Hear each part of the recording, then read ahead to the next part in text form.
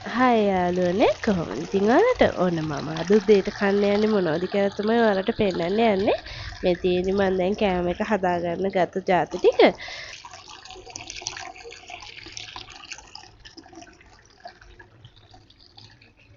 මුලින්ම මම මේ විදිහට ඕට්ස් හැඳි හතරක් විතර වගේ මම කප් එකකට දාලා ඒකටම දාගන්නවා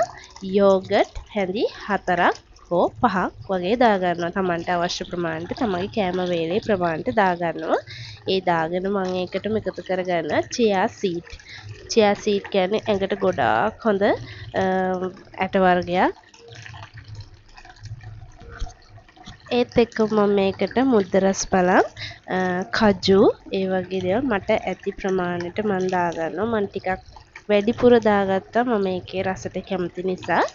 ඔයාලා කැමති වෙන පළතුරු වර්ගයක් ඒ කියන්නේ මුද්ද රස බලම් වෙනුවට මිදි ඇපල් කෙසෙල් ඒ වගේ දේවලුත් පාවිච්චි කරන්න පුළුවන් ඔයාලා කැමති පළතුරක් මේ විදිහට උදේ කෑම එකට චියා සීඩ් ඕට්ස් ඒවත් එක්ක මික්ස් කරලා ගන්න පුළුවන් මේක ගොඩාක් ඇඟට හොඳ කෑම එකක් සාමාන්‍යයෙන් පාන් පිටි කන කෙනෙක්ට උදේ වරුවේ කෑම කන්න අකමැති කෙනෙක්ට ඒ වගේ අයට මේ වගේ කෑම එකක් ගොඩාක් හෙල්දි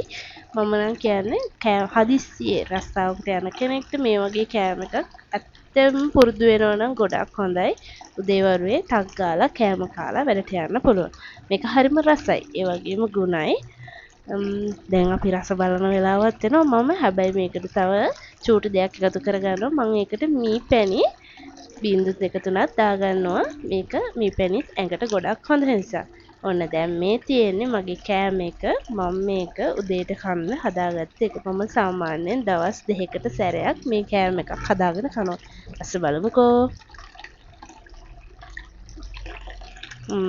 හරිම රසයි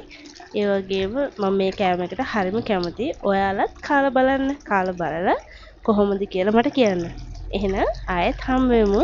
ගිහින් එන්නම්